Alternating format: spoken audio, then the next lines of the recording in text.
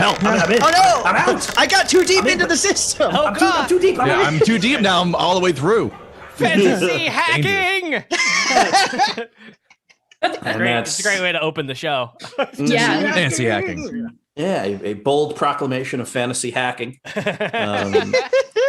Which, we haven't hacked too many systems in Knights of Prospect. No, I would love a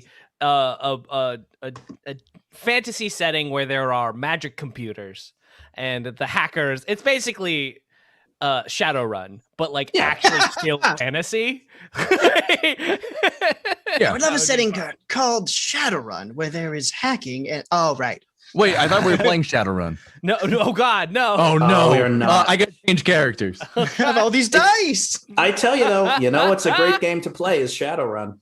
It is a complicated game to play, but it is a fun game. It sounds depressing. Oh, very. We're not brought to you by Shadowrun, but we do No, like no. Yeah, We're not. Lots of indie RPGs. Free recommendation.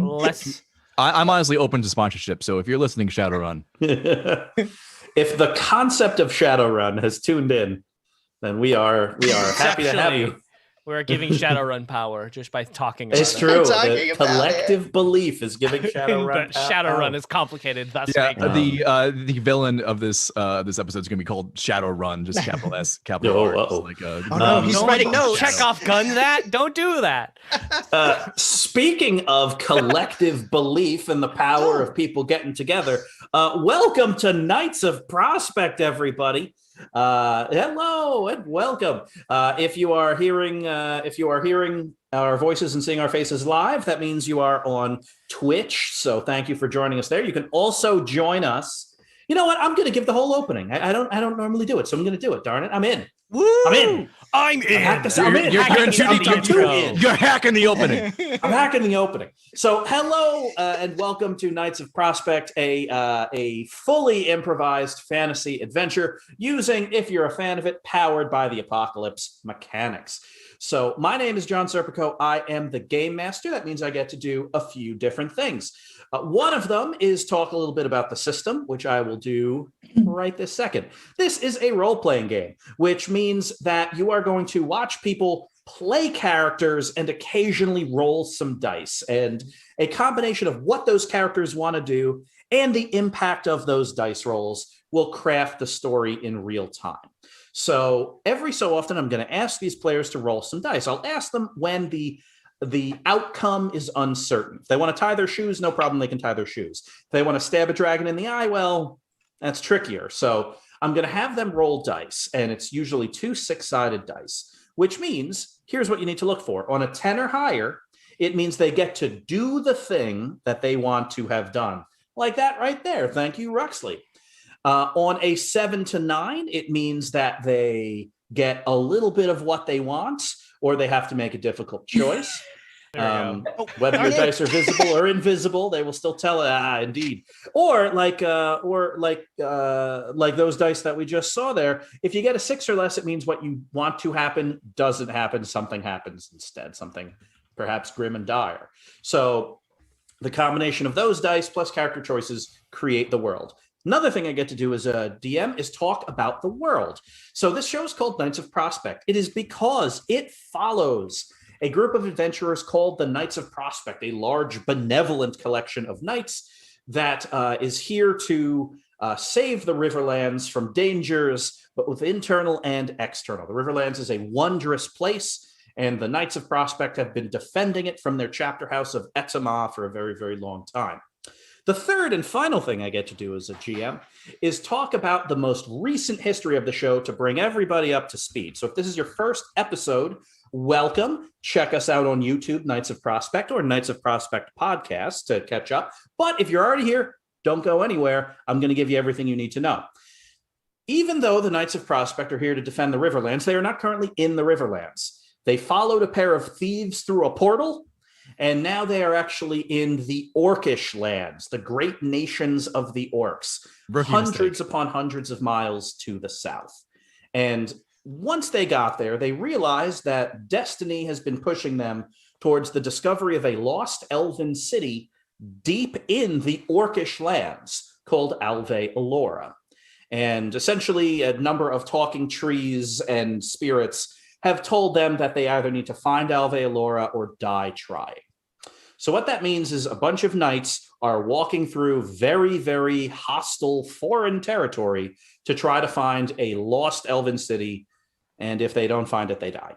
So that's the story, and you're all caught up. So my final task as game master here is to go around the horn here and ask each of the players to describe their character. So, Rob, who are you playing? Hi, everybody. My name is Rob Mulligan. I am playing Ronaldo Francis Mackay the fourth in his line and of his name.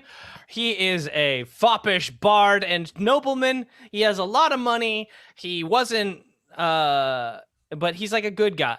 he's realized that maybe money makes people bad, and he's like kind of reforming himself. He has kind of a probably fundamentally evil father. Hi. And he, he's going through it. And, he's trying to be a good dude. And also he uses fire magic a lot. That's his other thing. Hi. Pretty cool. Hi, Rob. Hi. Hey, everybody. I'm Sam. I'm Sam Hoare. I play Chauncey. Chauncey. Chauncey used to be a wizard. He gave it all up so heroically to get other super cool powers. He is now an emissary of the militant and angel of war. I try to hand out some like pamphlets and tell people about the really cool stuff that war can do, and hang out and help my friends, and try not to blow anything else up. Hey, Sam. Hi, Sam. I am Sam Levangie. I play a bard named Winnie. She's an elf. And she does not use fire. She's the other classic kind of bard that uses music. There's fire bards and music bards. There's two kinds of bards in this world. I've read Lord of the Rings. That's what's in there. I mean, I spitfire bars, so in some sense, Nice. Bard and a fard. Yeah. Winnie, she stole her voice from her sister, but has since reconciled with her.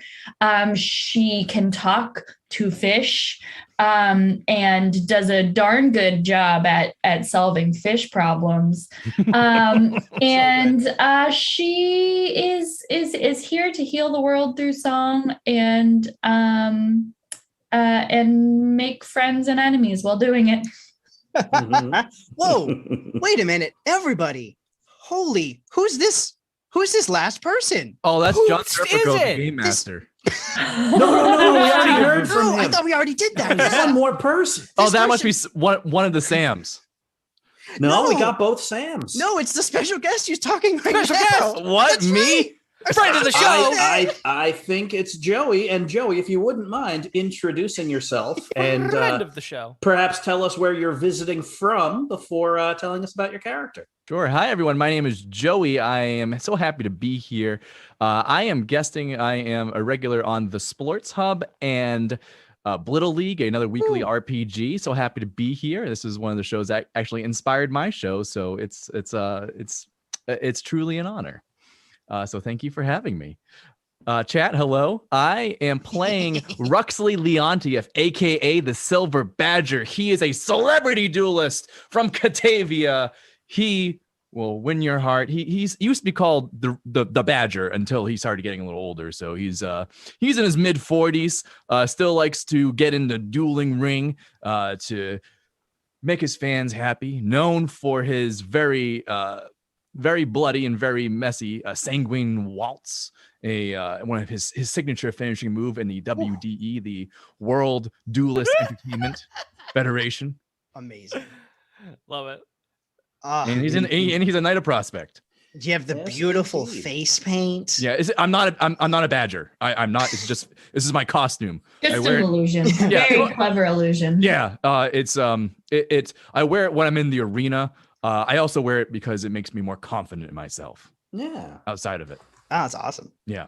that sounds pretty good.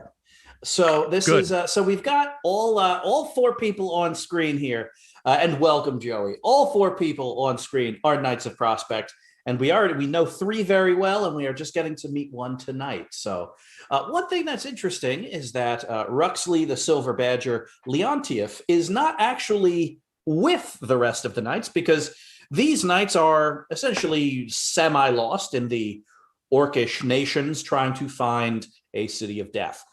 But thankfully, we are not starting in the present. We are going to take a bit of a flashback. So let's get to it.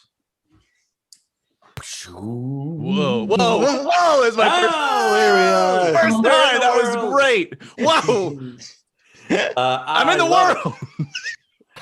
So about 3 months ago, 3 months from right now, 90 days past, conveniently enough, the four of you, Winnie, Ronaldo, Chauncey, and Ruxley, were in a town called Sellsword City, which is not in the Riverlands, it's in the Dominion of Vor.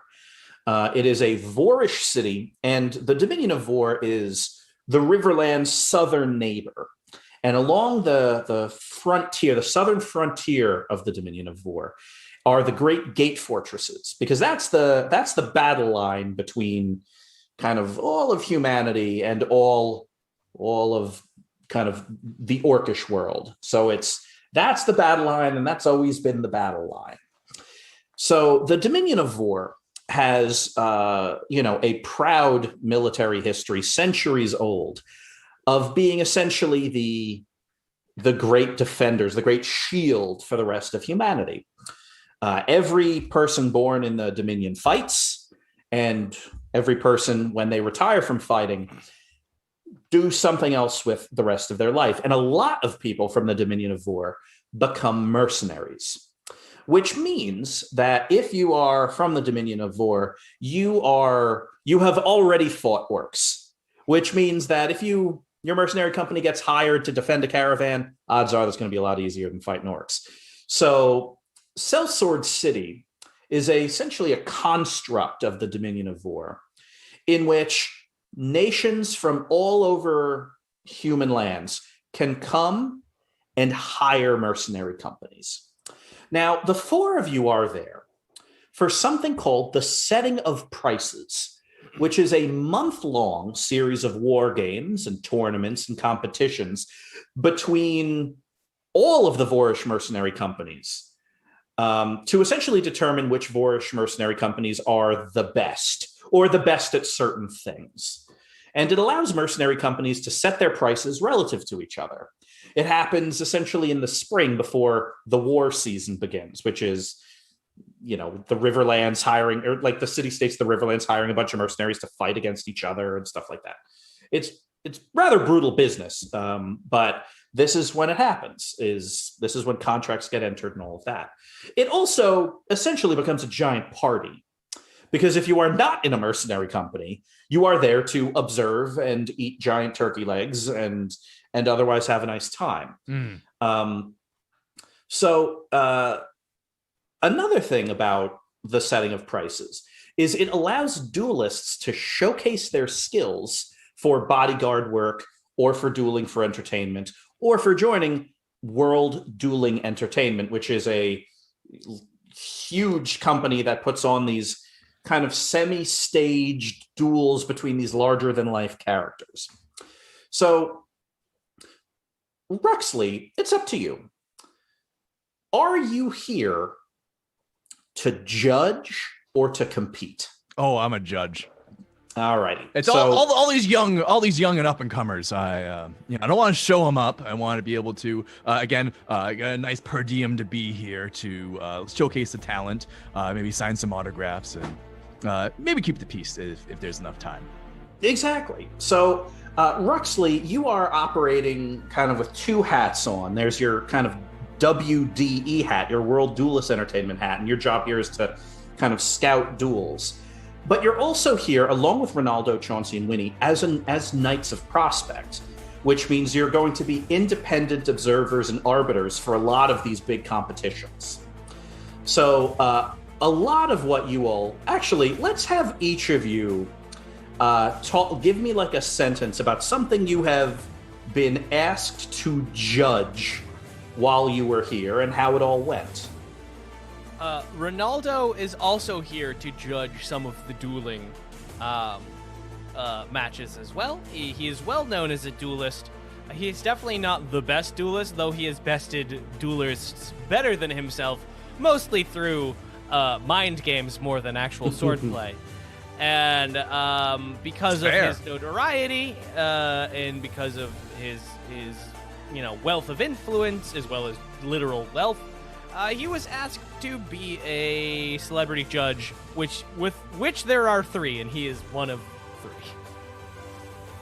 Winnie actually is here not to be a judge, but you see, there's a tradition in all of these duels, which is to develop a chant for your mercenary group.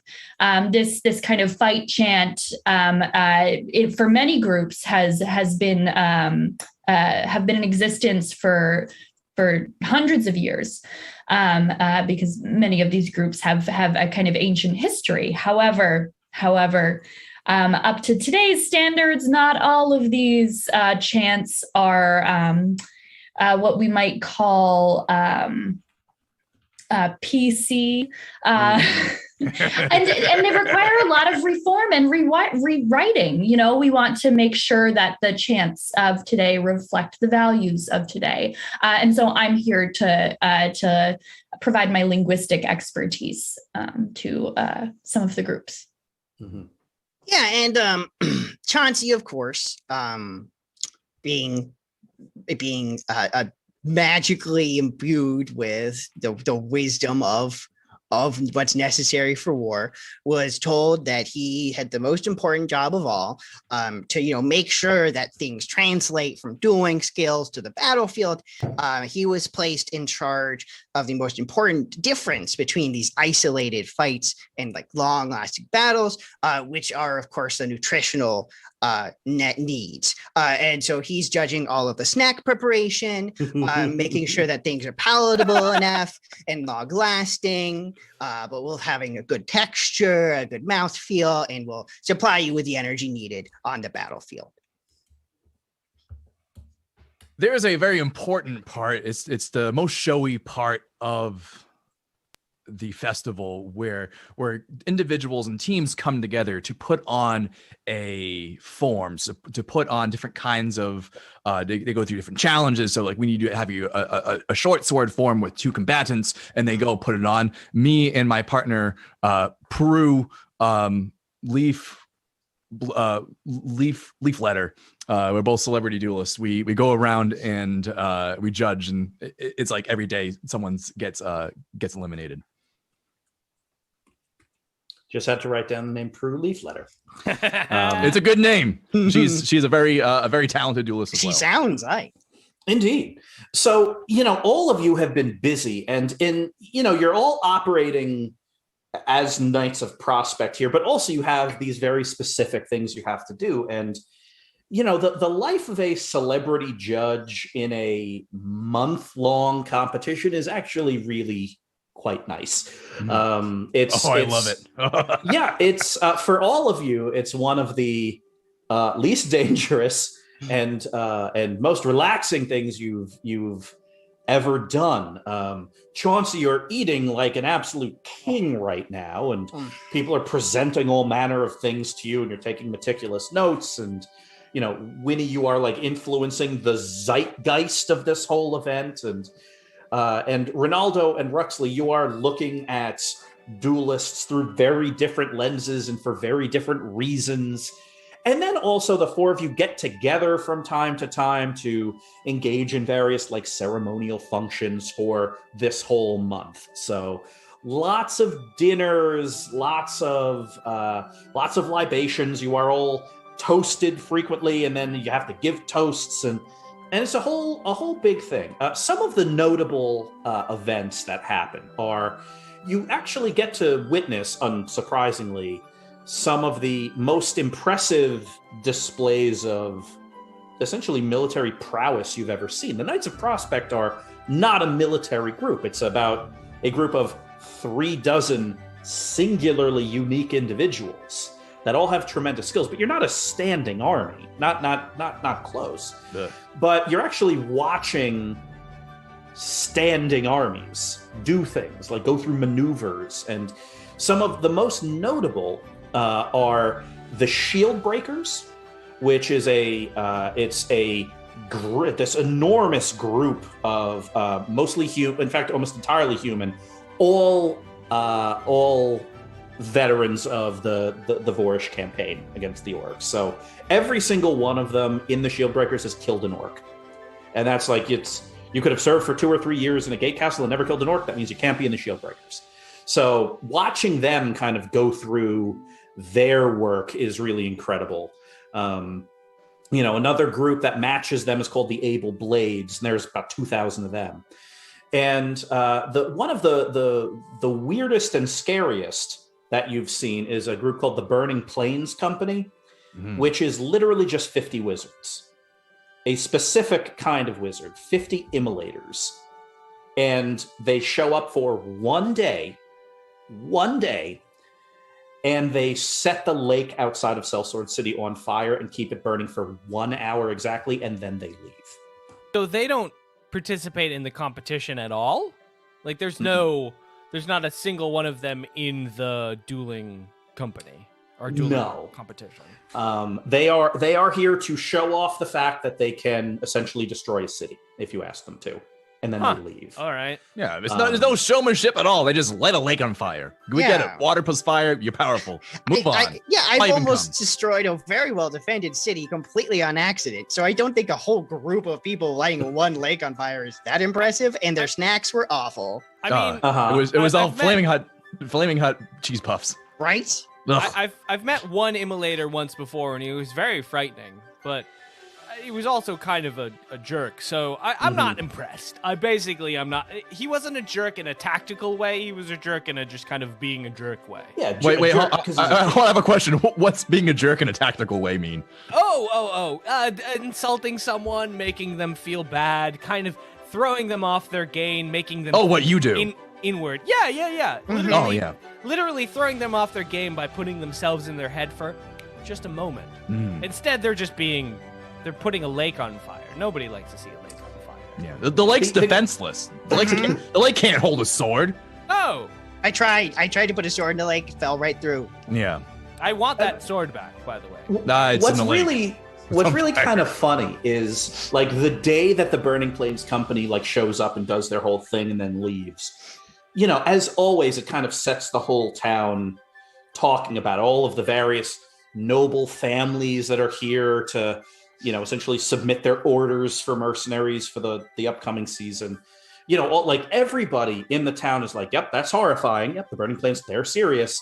So if we're fighting a war, we need them. Except for the 4 of you, that's like, whatever. You pretty much destroyed a city once. It's like, they're, probably 30,000 people just watching mercenaries, and all but 4 of them thought that was impressive. And the 4 of you were like, The other interesting, the war games are super, super interesting as well, which are being done in this giant field outside of Sellsword City called the Tournament Grounds. And the whole thing is being governed by, what is a prime number big enough? 117 healing clerics. Essentially, there are 117 prime number. Yeah, I'm sorry. Yeah.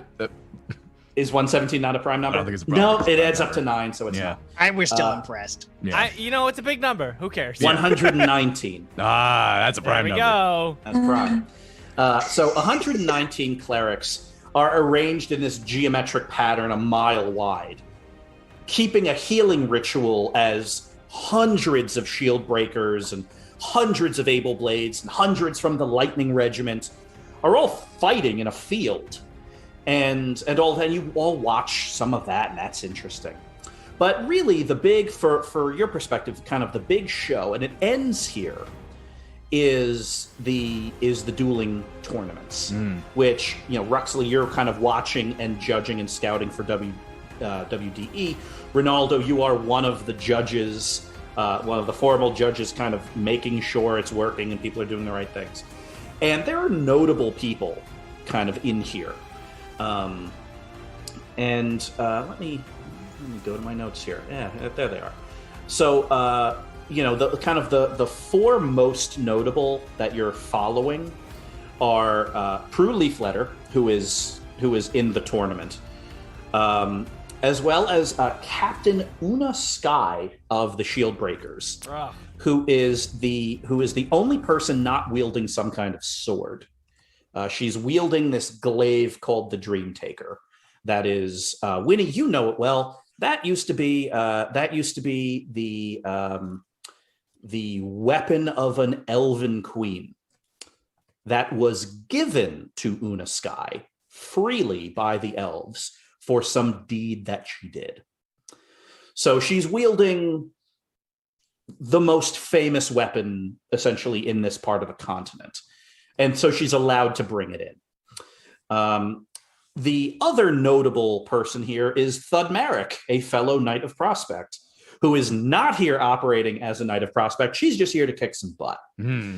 And the kind of final and most interesting, because you don't know who they are, is a masked competitor known as the Glass Crown, who is a duelist that wears a masquerade mask, and that masquerade mask is held in place with a glass crown. Oh, I love a good masked fighter. Oh, it's so good. Oh, there's so much mystery. Who is behind that mask? I must know. Yeah, Ruxley, it's killing you that you so it's and here's the interesting thing is Prue Leafletter ends up falling to Thudmeric. Like the finals, I mean, you've been watching duels for days. And Prue Leafletter falls to Thudmeric, who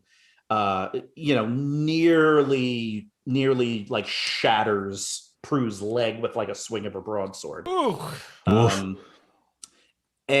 Before Thudmeric falls to Captain Una Sky, who, in addition to being the captain of a 1,500 person mercenary company, is serious business with a glaive.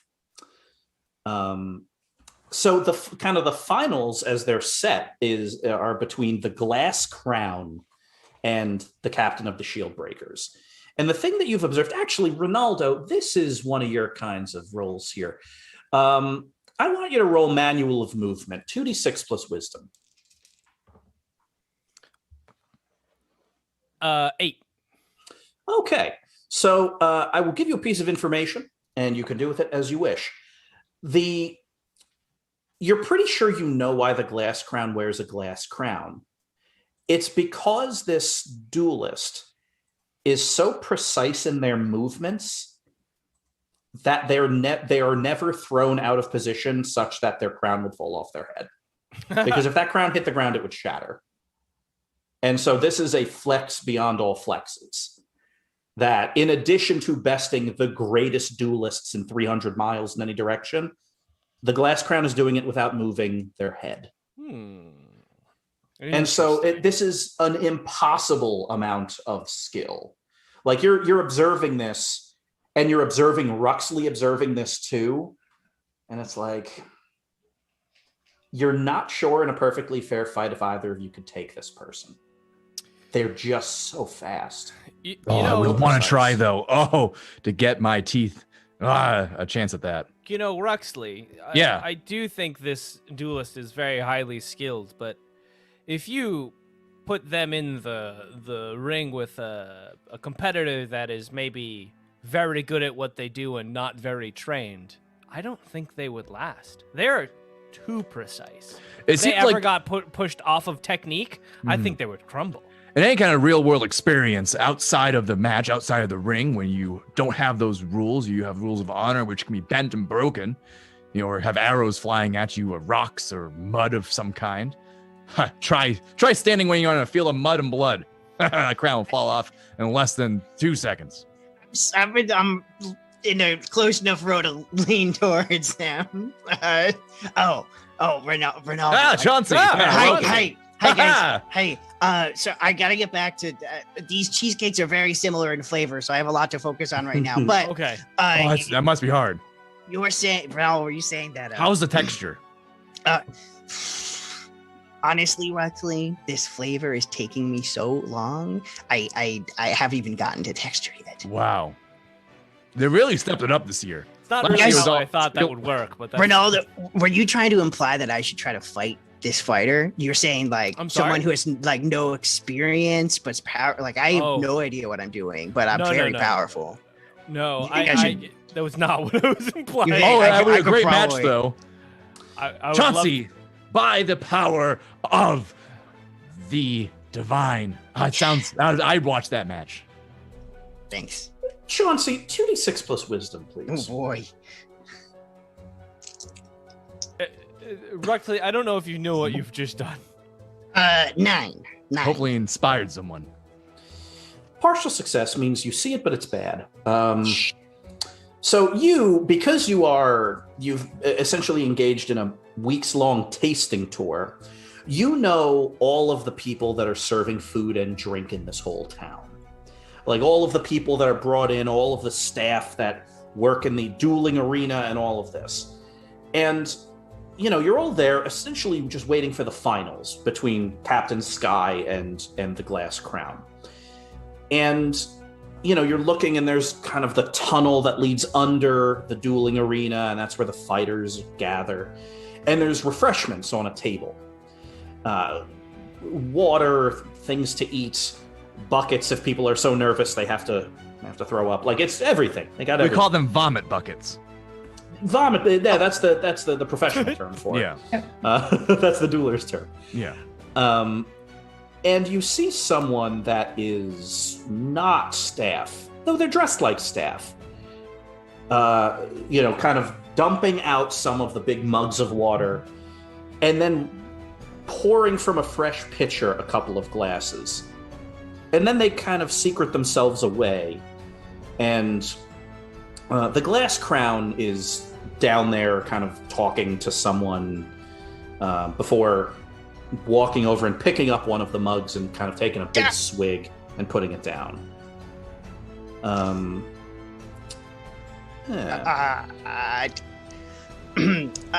Excuse me.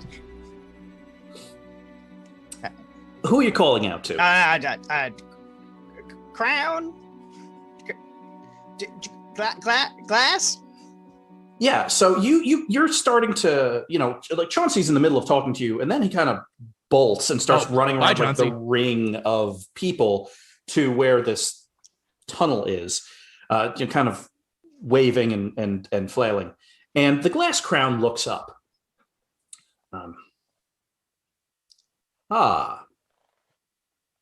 You are a knight of Prospect. Thank you very much. Yes. You have a strange but interesting piece of headgear. Yes. Did you just drink from that? Yes, an important part of dueling is taking care of yourself beforehand. You do not want to go without drinking something. Wow. Yeah, I bet that's why you're so good. That's I've heard that. A lot of people have told me that self-care is very important. I bet that's why you're so balanced on the battlefield. Oh, do you feel okay? I do. I feel as if destiny awaits me in the arena.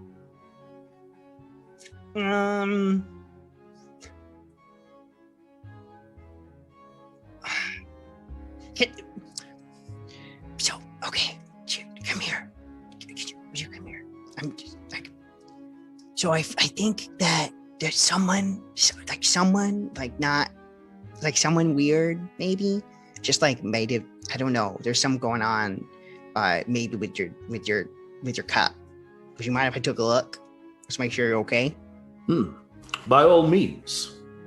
It is nice to know that the munificence of the knights extends over a humble duelist like myself. And he hands you the mug, and you start looking at it.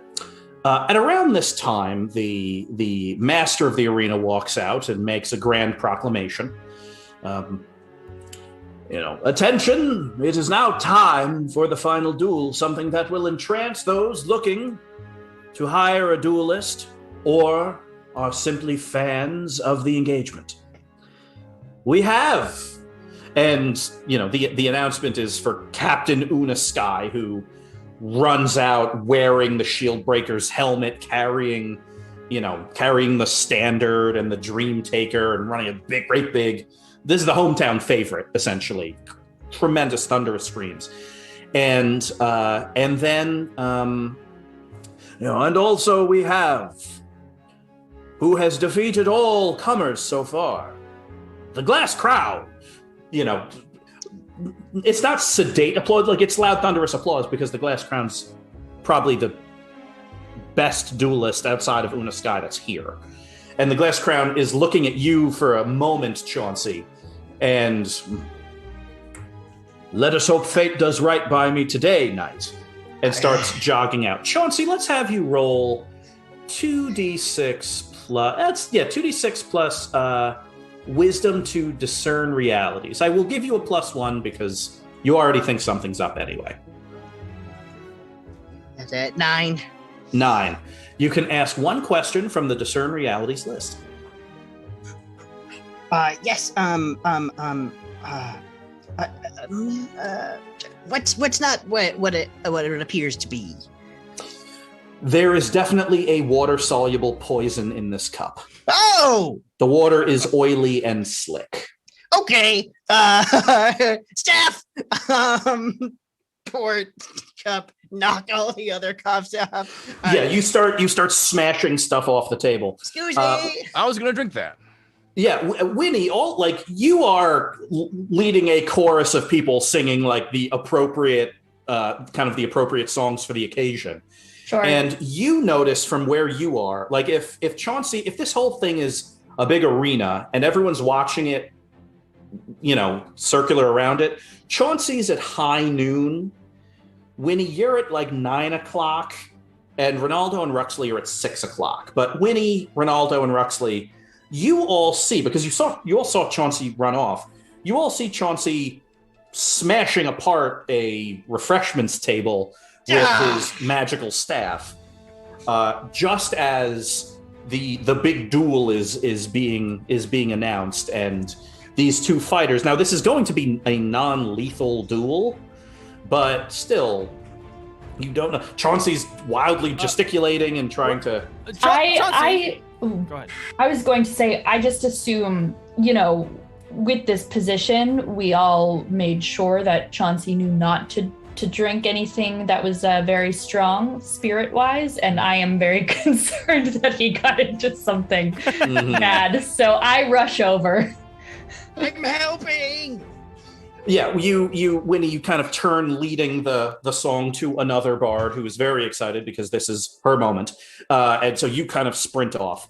And Ronaldo and Ruxley, what are the two of you doing? I immediately stood up and abandoned the judges' table, running over to see what Chauncey's doing. Yeah, so it's, all of you are kind of hauling butt over there. Let's have actually all three of you roll 2d6 plus dexterity. If anyone gets less than except for Chauncey's already there.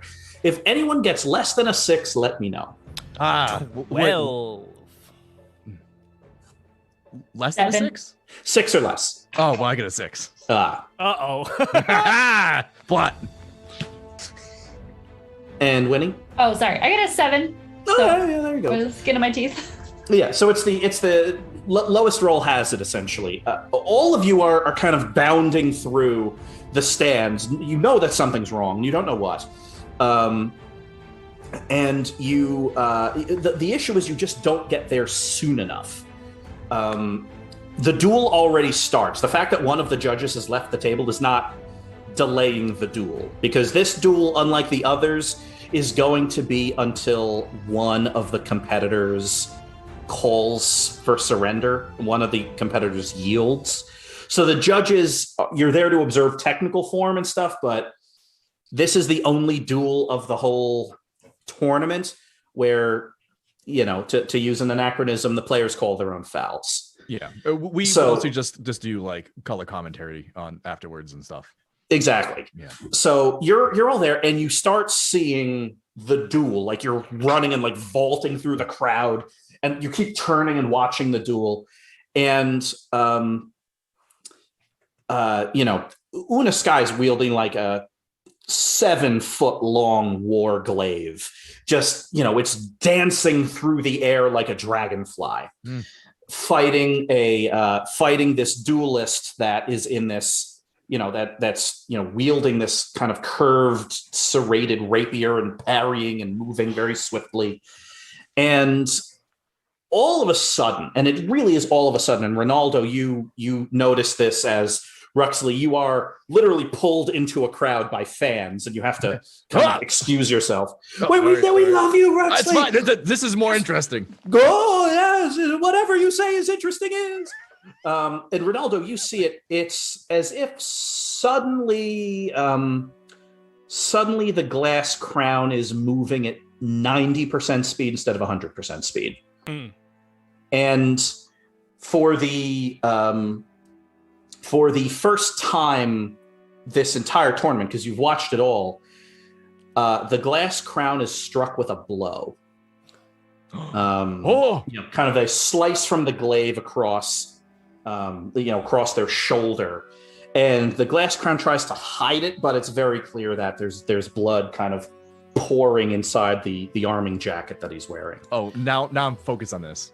Yeah, so you're kind of moving and seeing this, and yeah, suddenly the glass crown has gone from unbeatable to almost mortal, which is enough for Una Sky to start piecing him up. Chauncey, what are you doing? He's poisoned. What? He drank poison. Do you have proof? Where is the proof? It's all around. I smashed it up. Oh, there's poison in the water. Hold on. I made sure no one else could drink. He's gonna die. We gotta stop him.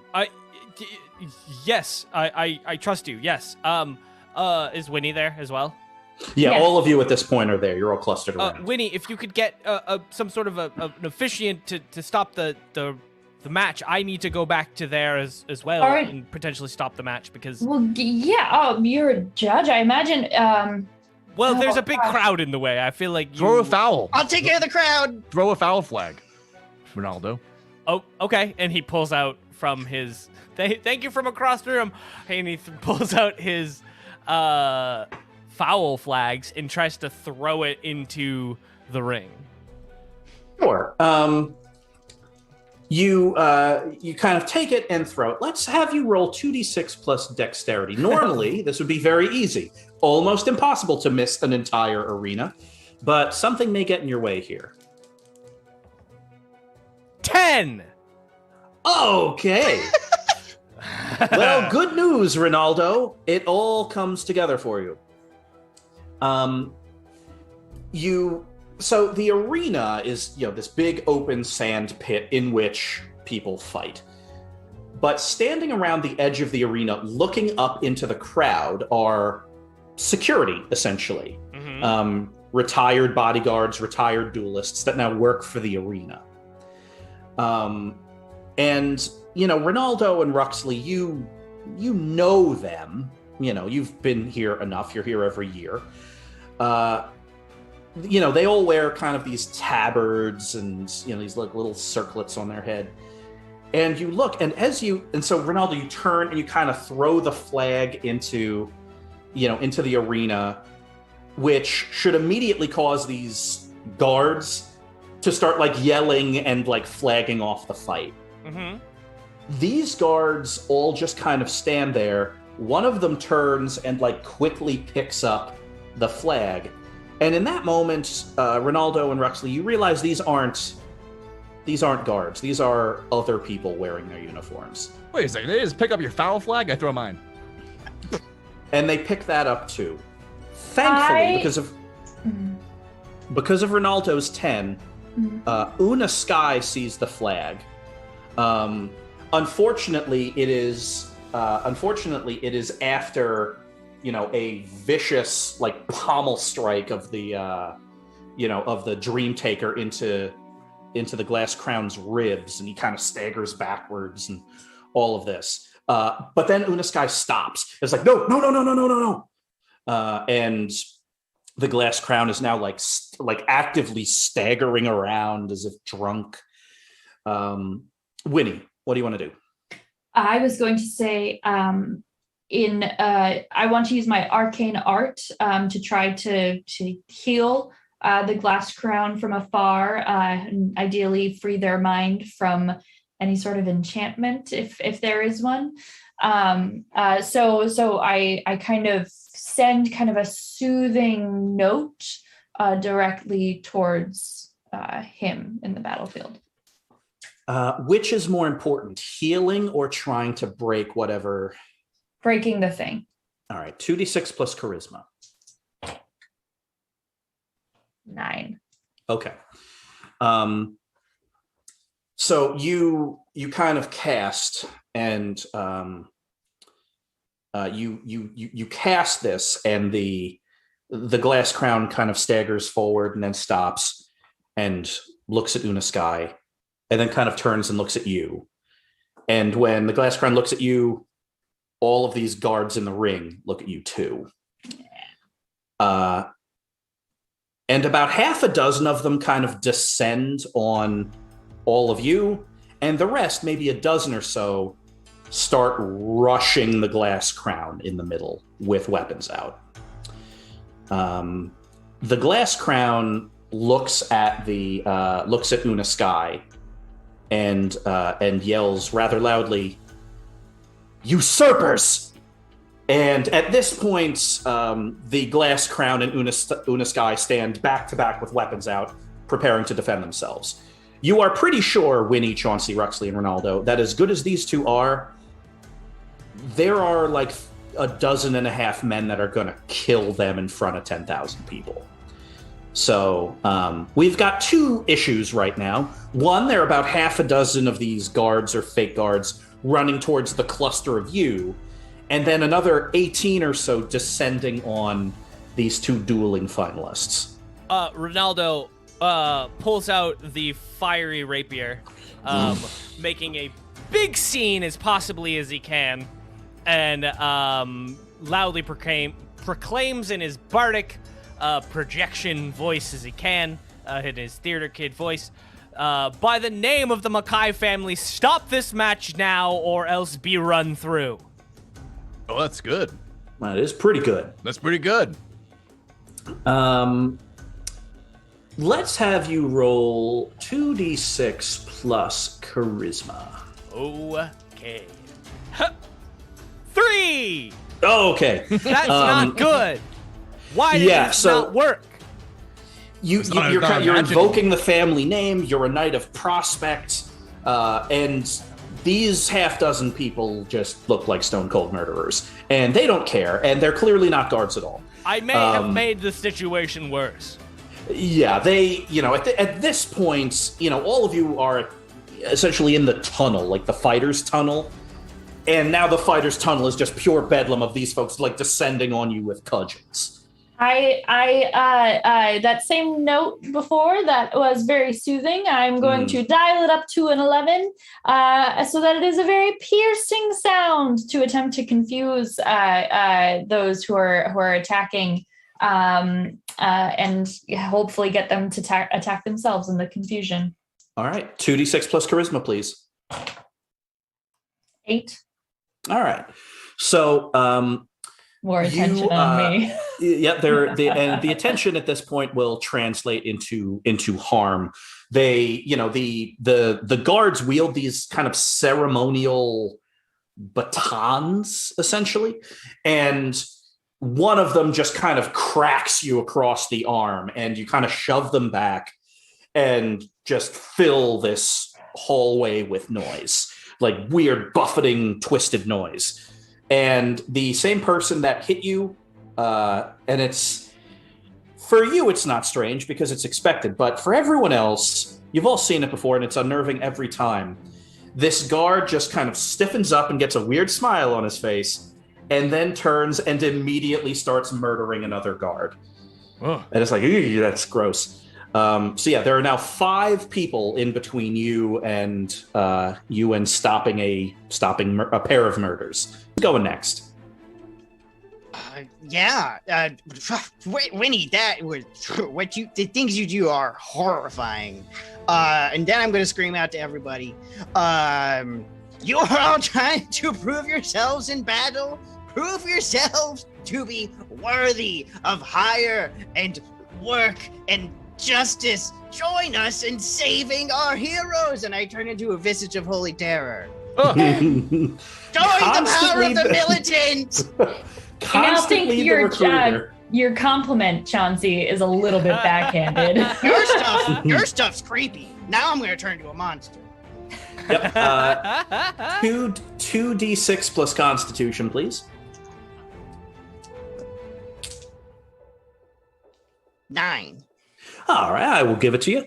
One of them immediately, because again, this entire hallway is now full of a giant, horrifying, demonic-looking angel thing that is both hideous and wondrous. Today, I want swords to be sticking out of me, and also some slabs of cheesecake to represent my hard work all week. Oh yeah, this is really you in a visage.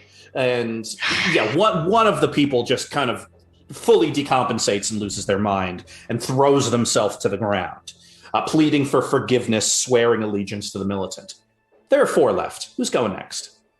I'm going to, without any regard for the 4 folks left, to power through them and get myself in between the other group and the 2 duelists in the ring to give them a fighting chance. Let's have you roll. I'm going to make this. This is going to be Defy Danger, and it's going to be with your Constitution.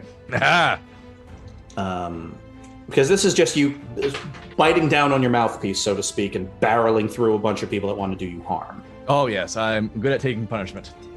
It's an 11. 12. All right.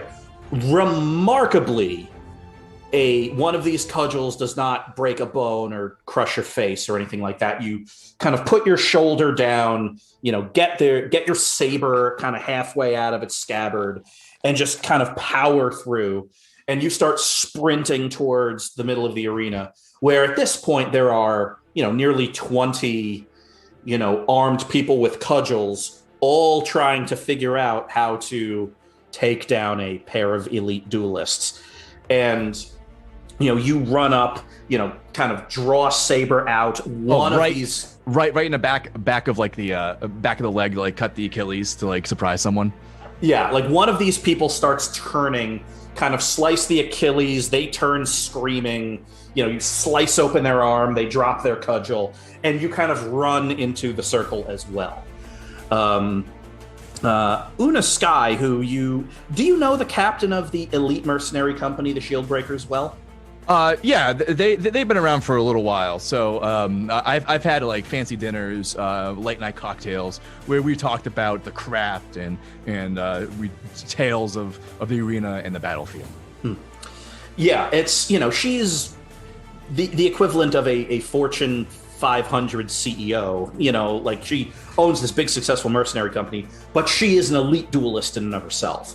Oh, and much respect. Love her. Oh, totally. Great. But she looks at you and says, good to see you in the light of day, my friend. It's good to see you as well. I must say, I like these odds. Same. This is important. Not just to keep breathing, but this is important. And and she kind of gestures over her shoulder to the glass crown, who, you look and it's like, why is this important? But in any event, now the 3 of you are back to back as this group is starting to compress in on you. Who's going next? Ronaldo is going to study the guards in general to I would like to use manual of movement to try and figure out what the game plan is for them. What's their goal? Maybe this is more of an assess reality or discern reality, but like, what is the goal? What is their targets? What is their plan? And how can I exploit it? I'll have you roll 2d6 plus wisdom, and we'll mix and match answers depending on what you roll. 7. Okay. So I will let you. You know what? Let's have it be a discern any question on discern realities that you were somehow able to pick up just based on how they moved and how they fought.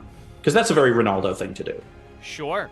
Who's really in control here is the question I'd like from the discern realities list. So, and again, there are so few people in the world that could figure this all out based on watching people fight.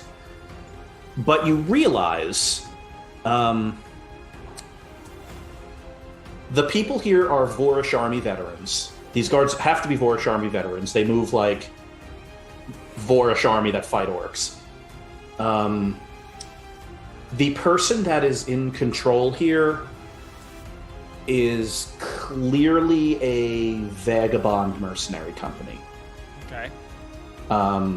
More specifically, like the person, and you this kind of makes sense. The person that's in charge is not here. Okay. Because this is a suicide mission for all of these people. And the sense you get is whoever is in charge is not here, but they're probably watching. And they had no problem sacrificing 24 armed people to kill the Glass Crown. Interesting. Ronaldo's going to try and grab and interrogate one when he gets an opportunity. The most, they're all grizzled mercenaries. He's going to look for the least grizzled mercenary, and he's going to interrogate that one. Yeah, there's one in here that looks fresh off a tour versus the orcs. Yeah. This is how I'm going to make my millions. And I know it. I can see it on his face. Yeah, it's like someone's like niece or nephew that's already in this group, and they're getting a shot. He's intimidating, but part of it's an act. I know. Exactly. All right, who's going next?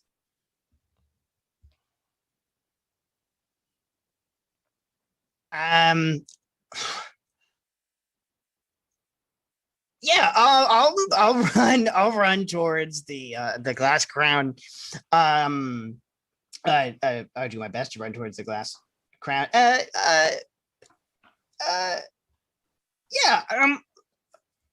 To the largest group of folks, I'm trying to run by and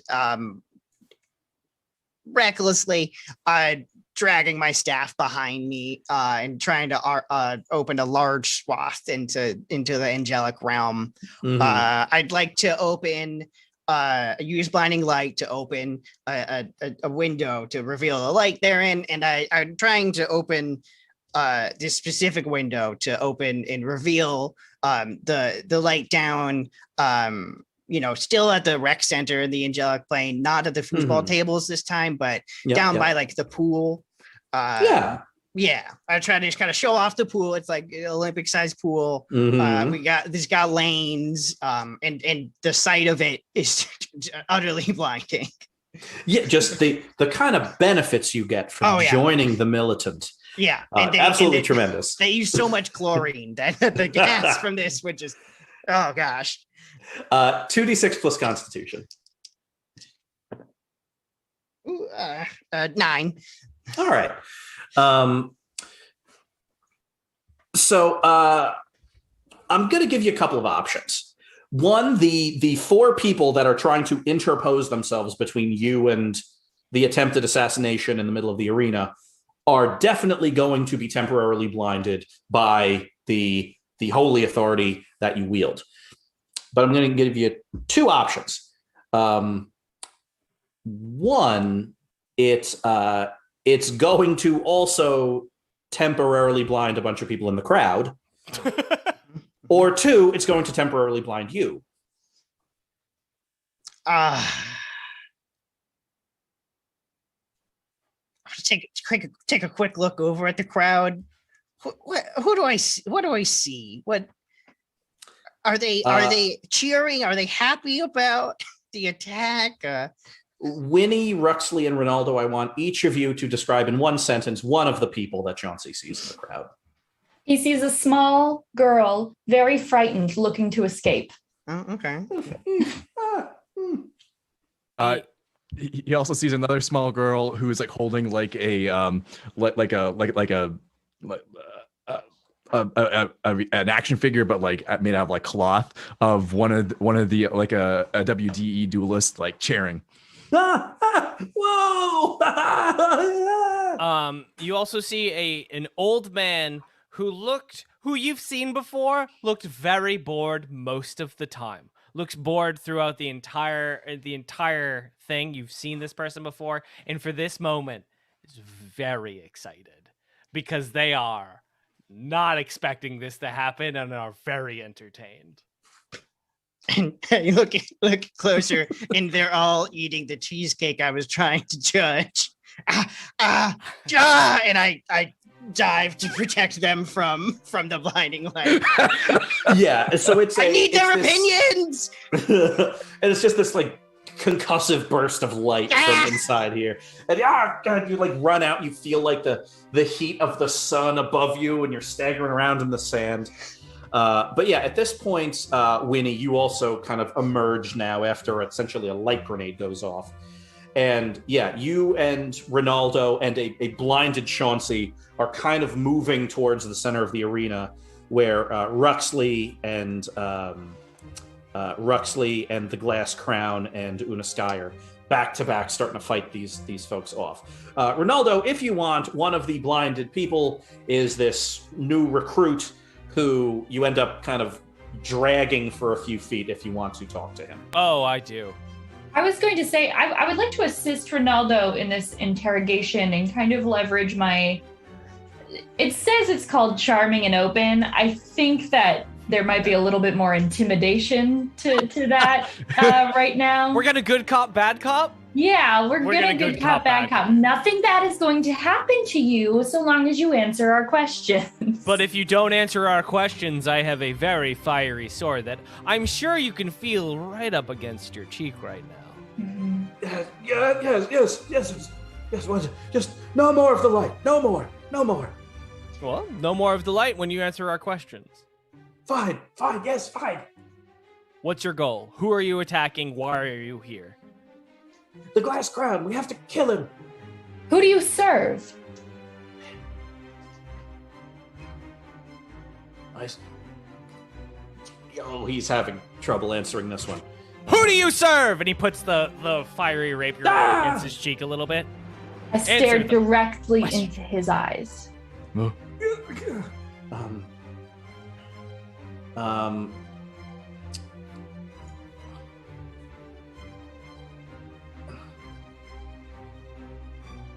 The Grimwalds.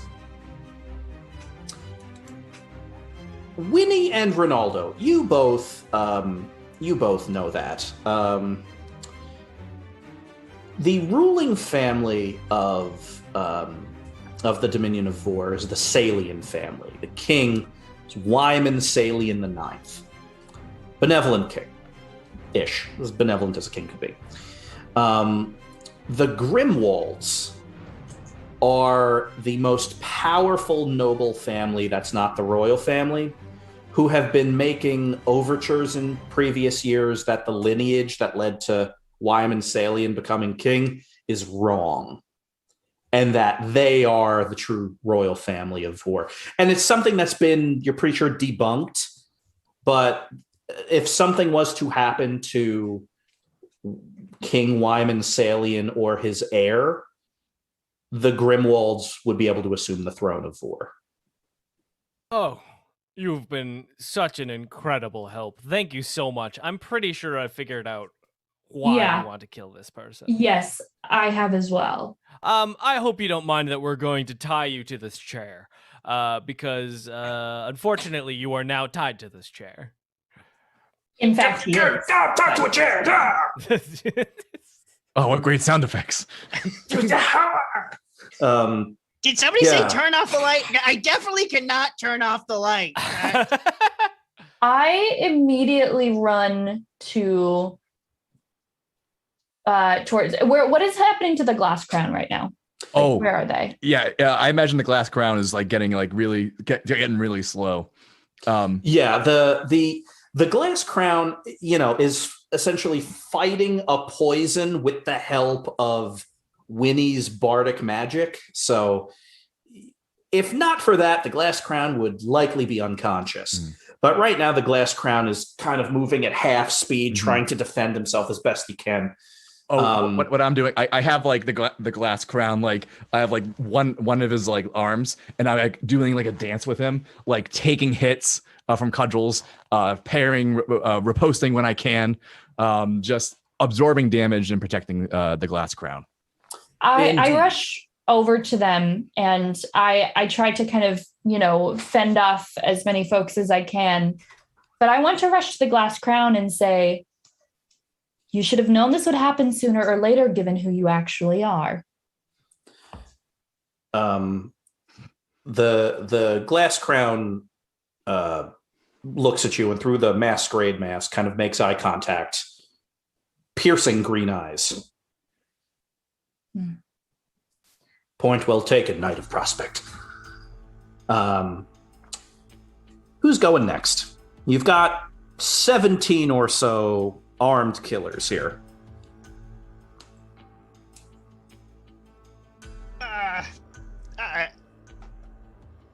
I am picking a direction,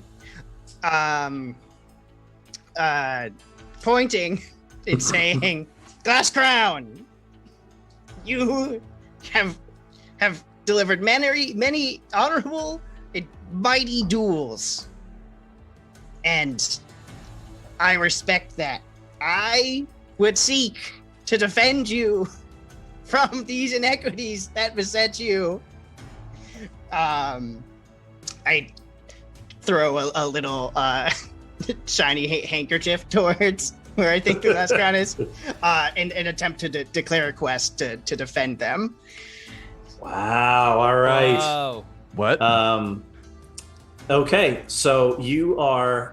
You have declared a quest to protect the glass crown, which means you are to defend the glass crown from the inequities that beset them.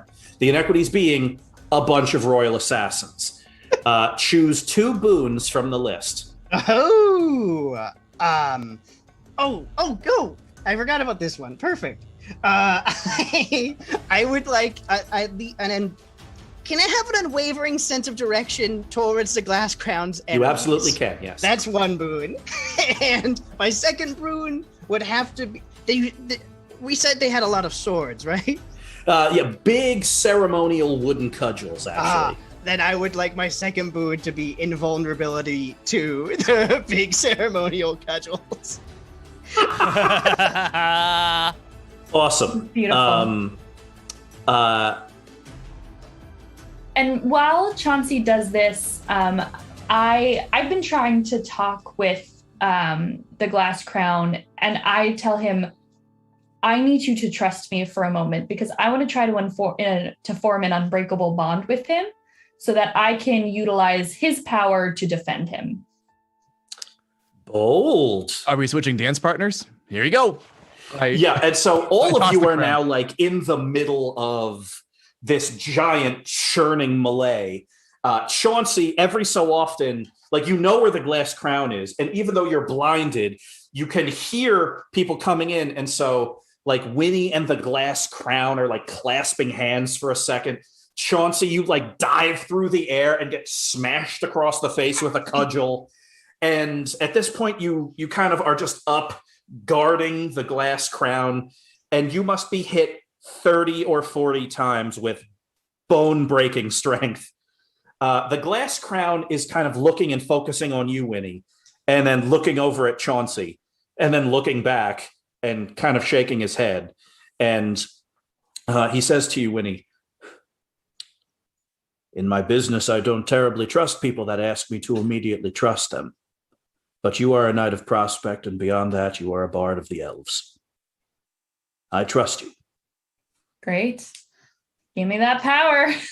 Okay. As they're discussing, like, incoming, and I parry something because they're just talking to each other. So you are forming kind of this defensive bubble around whoever this person actually is. Let me tell you, Winnie, what skills you get from this person. Let's see. Well, first and foremost, you get lay on hands, meaning you can heal. You also get, you also get the skill Exterminatus, which is when you speak aloud your promise to defeat an enemy. You, oh God, oof, that's horrifying.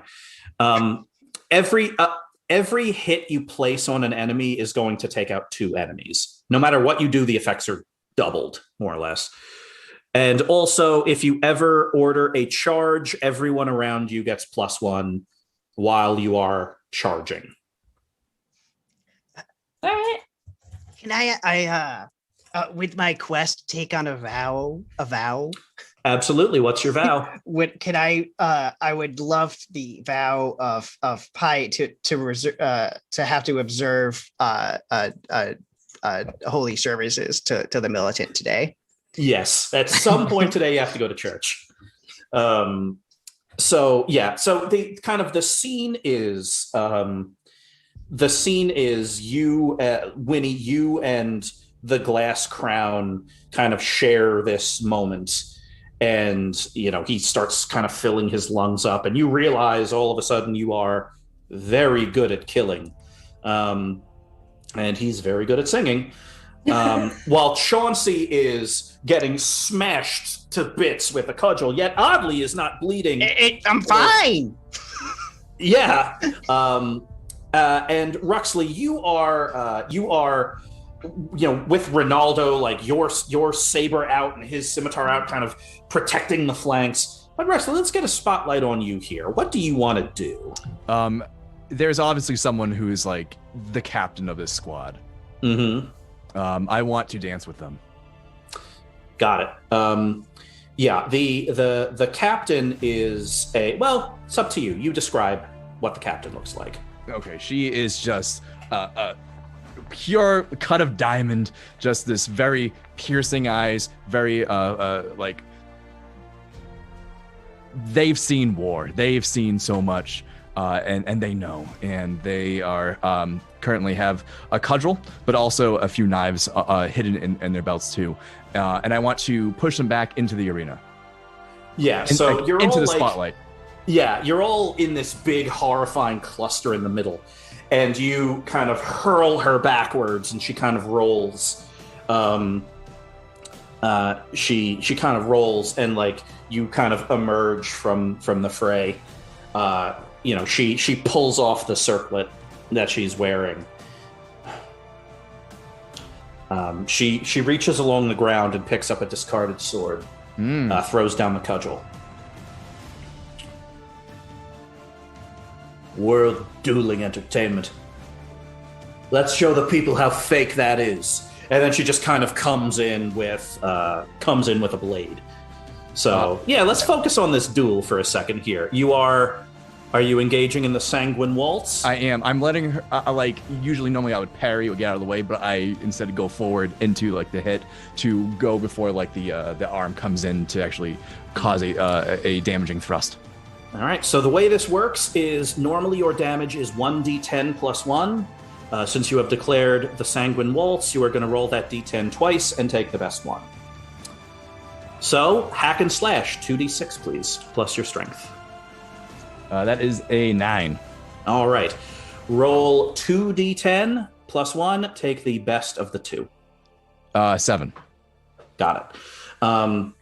And she does 7 to... Nope, sorry. That's she does 8 to you. So you kind of wade in, and she immediately just kind of runs the sword up your arm and then stabs you in the shoulder. Ow. And yeah, you end up just kind of taking it, coming in like big smashing strike across her face with with the guard, and then you kind of shove her back and stab. And now this is a whole situation within a situation where the people in the crowd at this point are starting to realize this is not some kind of game and stuff is happening, but no one's going to jump in because they don't know what's going on. But yeah, all of a sudden, Ruxley the Silver Badger Leontiev is now fighting. And now there's a cheer going up. Uh-oh. Oops. All right, hack and slash again. Unless you want to do something else. Ronaldo this whole time is trying to literally any of the henchmen and goons who are trying to enter the fray, he's keeping occupied and literally using them against themselves to like push them out of the ring as often as possible. And Yeah.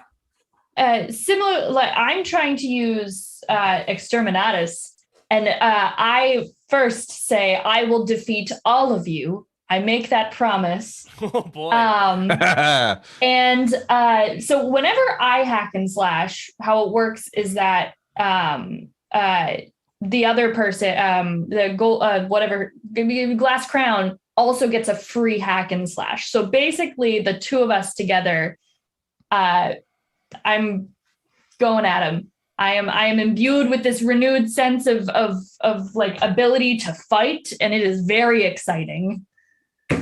Indeed. So actually, let's actually, Winnie and Ronaldo, I want each of you to roll a hack and slash, 2d6 plus strength, and tell me what you get. 11. Okay. I rolling hot. Yeah. 9. Got it. So Winnie, you each take damage because there are just so many people. But for sake of this, the damage is negligible. So yeah, Ronaldo, this group, you're all in this big melee. Winnie and the Glass Crown all of a sudden are starting to move in this precise two-person dance of savage combat.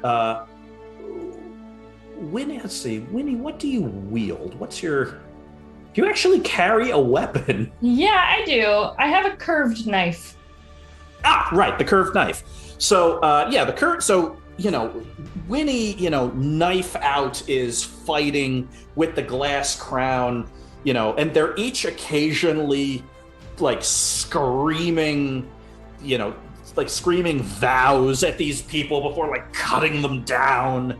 And, the Glass Crown at one point, like two are like kind of diving in on them, and the Glass Crown just screams in their faces and they start fighting each other. And so they're, Winnie and the Glass Crown are kind of holding their own. And Ronaldo, it's up to you to make sure that no one else is piling on them. So you are like hurling people back into other people, shouting the occasional, confusing and infuriating insult before like opening up their stomachs with the swipe of your burning blade. Una Sky is backing you up, but Una Sky is dealing with at least one broken rib because she got caught trying to protect the Glass Crown. We kind of sweep forward over to Ruxley and the captain, who is, they are circling, and it's like a lot of people are looking at that because that's almost easier to follow, as horrifying as all of this is. Ruxley, hack and slash. As we exchange these next blows, I'm going to be like in my projecting my voice, saying that you're already losing numbers. It's time to give up. We'll give you protection from too great of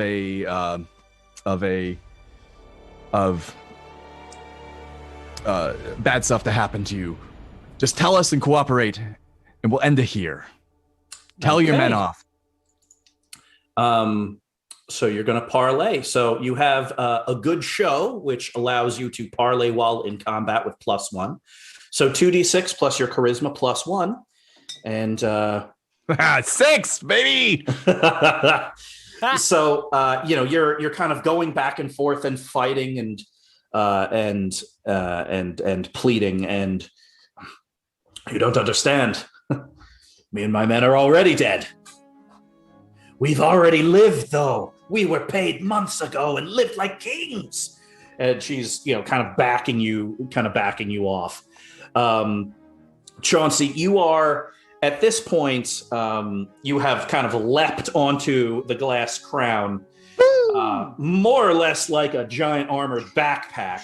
So you are protecting the glass crown by receiving spine-shattering blow after spine-shattering blow. It's actually fine. Don't worry. I would like to, because I can sort of passively, I can detect where his foes are and am invulnerable from their weapons as I defend him. I would like to also just kind of begin doing my religious service for the militant as everyone's hitting me. Since nothing's really bothering you in this moment, you kind of close your eyes and start going through the rosary, so to speak. Yes. Take all of these jewels today and the honor with which we are all serving each other. Take it all in, oh militant. This is for you. A fly goes into my eye for a second. It hurts much more. Oh, geez, this is bad. I'm having a bad time now.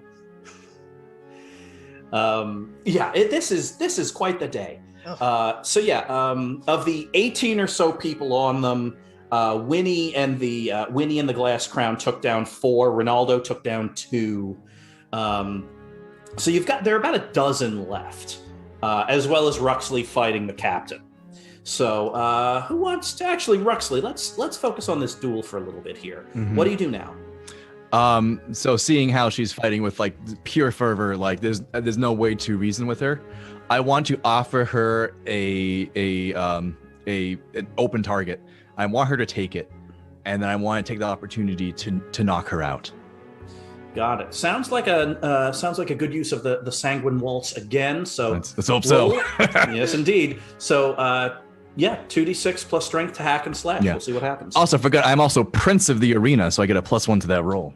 Yes, you do. Oh.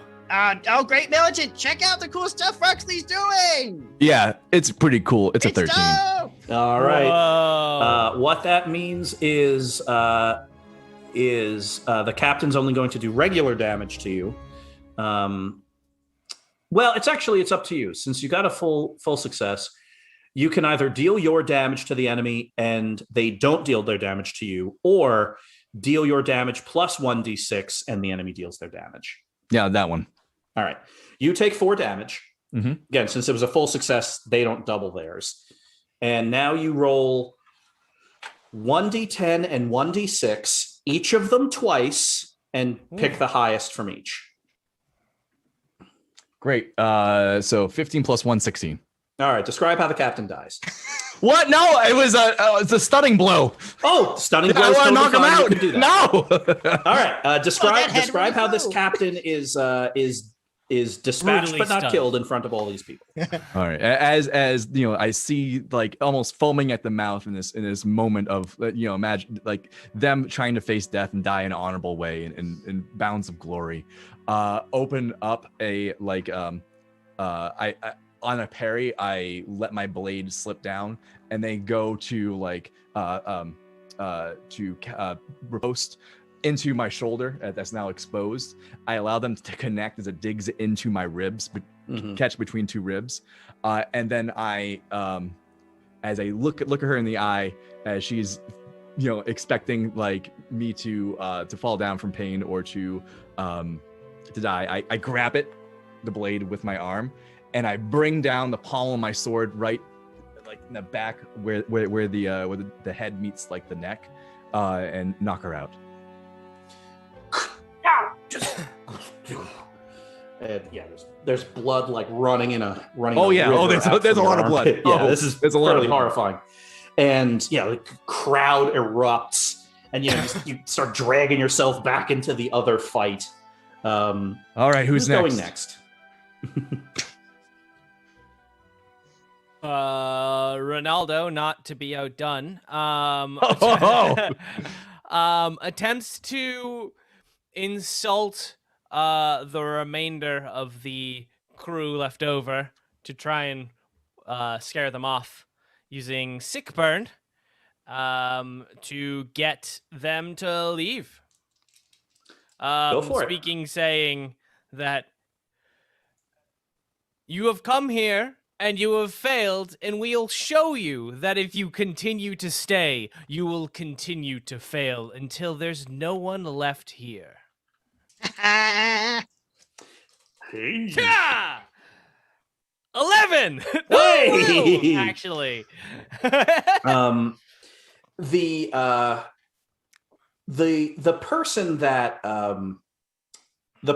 you had interrogated and then tied to a chair, his eyes are starting to clear, and he looks into the arena from the hallway where he was, and he sees kind of half of his comrades down, his captain like unconscious in a heap, while like a famed duelist is standing over. And then Ronaldo, one of the great knights of Prospect, shouting vicious mockery into the remainder of them while like swinging his sword, his burning sword in their faces. And he's looking at all of this and taking a great accounting of all of the mistakes he's made in his young life.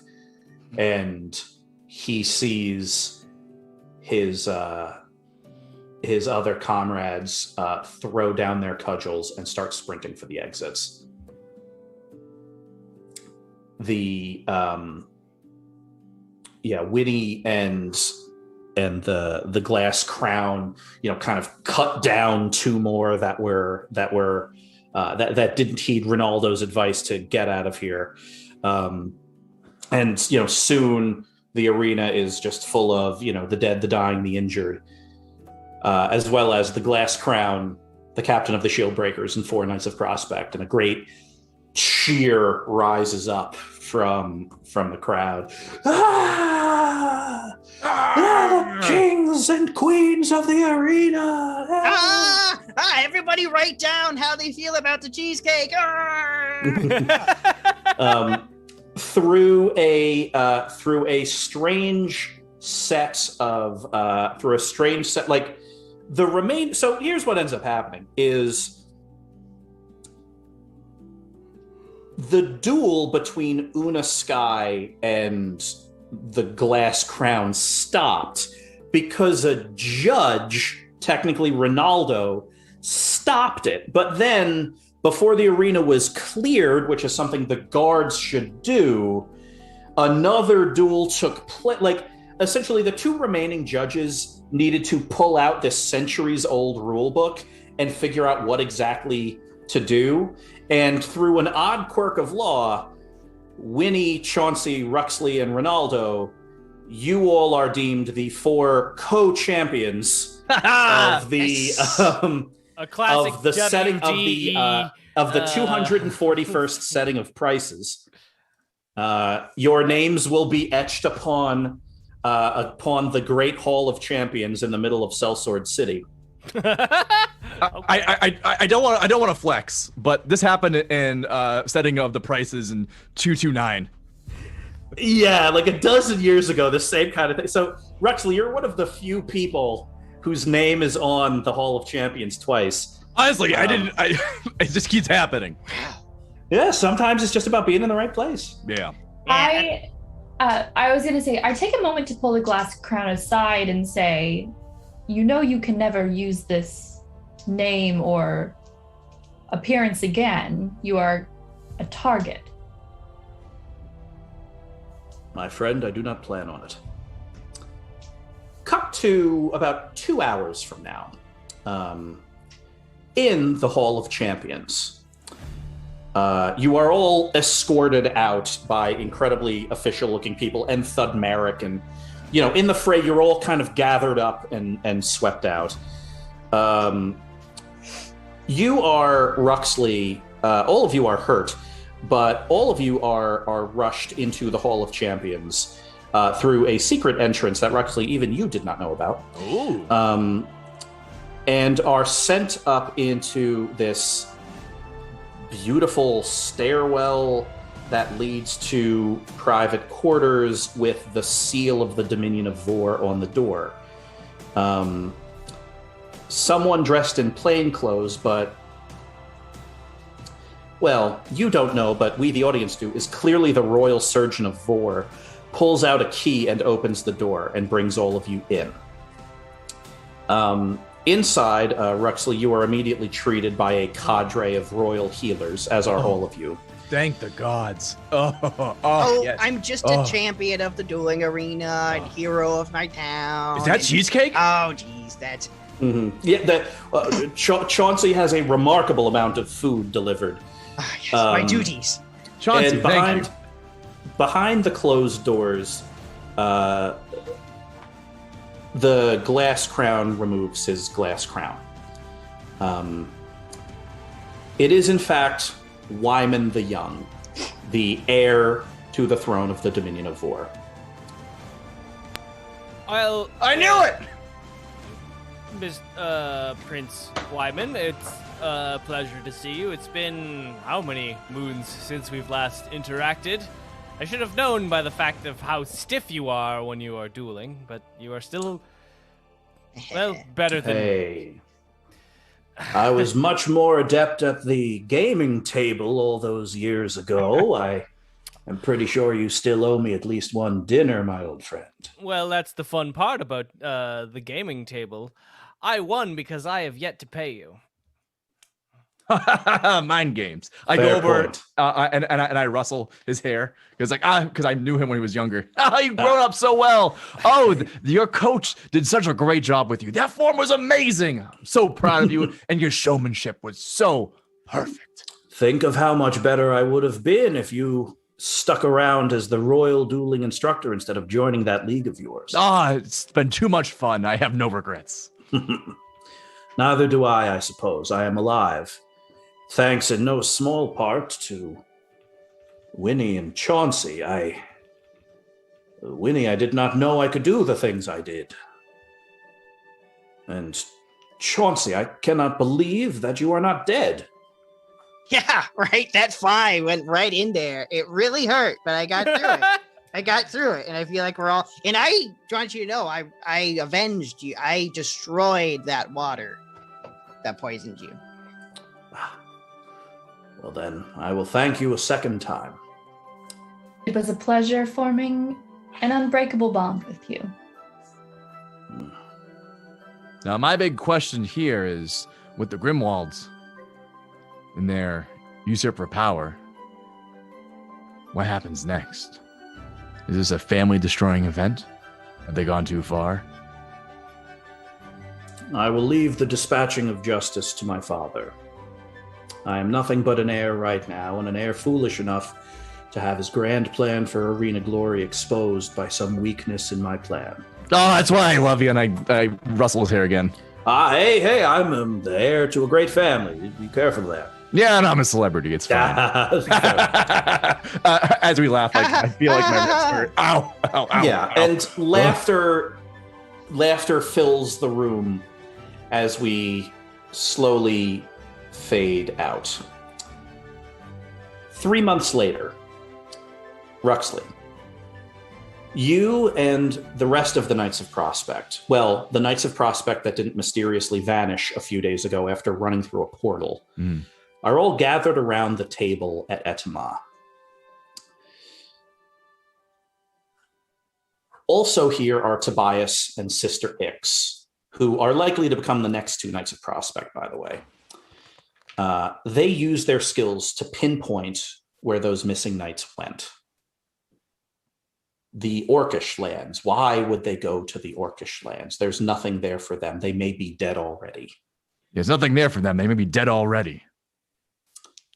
One of the remaining knights is tasked with finding them and confirming life and rescuing them as needed. And that someone is you, Ruxley. You volunteer. Of course I do. You are given an incredibly powerful artifact. A ring called the Answered Call, one of the Knights of Prospect's most important artifacts. Oh boy. By visualizing a knight in danger, you are teleported to them. And so long as everyone you find agrees, they can be teleported home. You are told to protect this with your life, and it is given to you. It's raining. You're given a pack of supplies, other artifacts to keep you alive. And you're standing under the sheeting rain outside of Etama, holding the ring, visualizing Winnie and Chauncey and Ronaldo, thinking about that last great adventure you had those months ago in Sellsword City. And as you visualize them, you see them on this broken, dry plain. You see them marching through swamps and into grassland with grass tall and scratchy. You see them staring at carrion, picking the flies off of it to try to eat. They are in danger, and you see them in danger.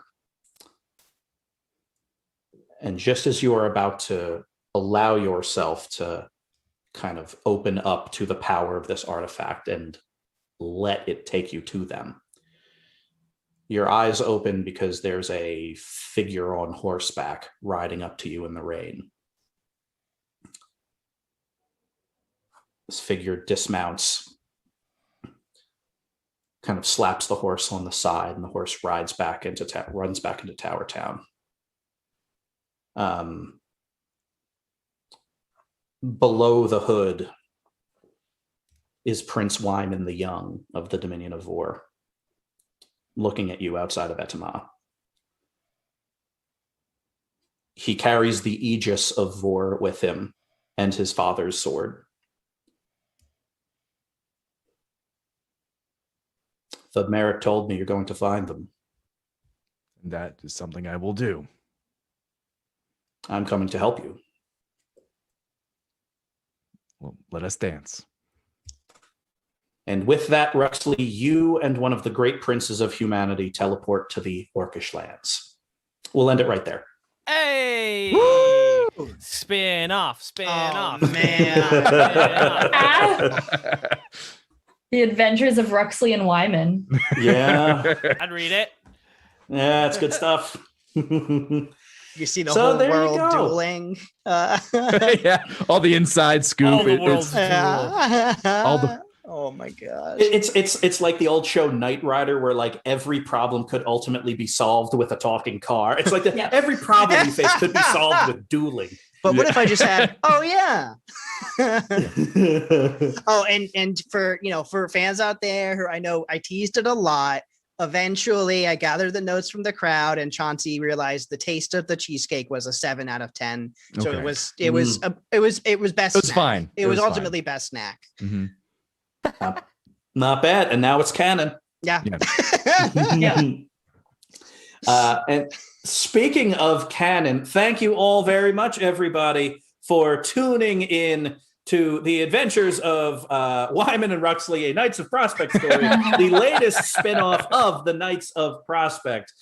This was a big, fun dueling episode, but every episode is different and fun in its own way.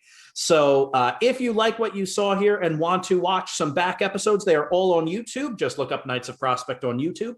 We have a channel there. Or you can, if you just want to listen to it while you go about your day, listen to us wherever you get your podcasts. If you look up Knights of Prospect, we are there and getting rather popular. So thank you very much for that. Also, you happen to be watching some comedy on twitch.tv/2MB Studios. Well, good news. There is comedy here every single darn day. Everything from game shows to wrestling leagues to comedy shows of all shapes and sizes. Subscribe. If you're on Twitch right now, which you might be, look, there's a link to the Patreon, and support this great channel and all its great artists, however you choose to. Ruxley, aka Joey, is there anything you would like to plug? Yeah. First, I want to thank you all for having me on. It was such a blast. Yes. Yeah. to be Thank part you of for the coming show. on. You're so cool. Let's dance. Let's dance, baby. Mhm. So happy. I've always wanted to put Leontief in a campaign, and here he is. So thank There you he for that. is. We have our own. If you like John's game mastering, oh boy, are you in luck? Because John does moonlights as another game master on Tuesday nights at 8 p.m. over on the Splorts Hub here on Twitch. You can also go find our backlog of episodes of Little League, a horror game set in a more modern time. Except there's there's also demons and angels. We also explore that realm of the uncanny. We're currently in Excellent. hell. That's Yeah. fun. Oh, Ooh. so jelly. Yeah, it's great. Oh, It's a So two-parter. jelly. it's a two. Yeah, there had to be a two-parter. Prince. Prince of Hell. Taking over a character. You have an angel sworn to protect, Ooh. an angel sworn to rescue her alternative timeline brother. It's great stuff. Check out Little League on YouTube. We have our entire collection there as well. Amazing. Sounds pretty good to me. Well, truly, Twitch is home to all manner of entertainment, whether on 2MB Studios or the Splorts Hub, and probably other channels as well, but let's just focus on those two. We are here every Saturday at 8 p.m. Eastern Standard Time if you want to catch us live. So hopefully you will again. Until then, good night and happy adventuring, everybody. Bye-bye.